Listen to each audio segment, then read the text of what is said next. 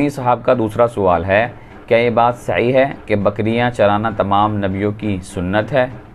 بخاری شریف کی روایت ہے، حضور اکرم صلی اللہ علیہ وسلم کا ارشاد گرامی قدر ہے، ما بعث اللہ نبیا الا رعى الغنم، کہ کوئی نبی بھی ایسا نہیں ہے کہ جس نبی نے بکریاں نہ چرائی ہو۔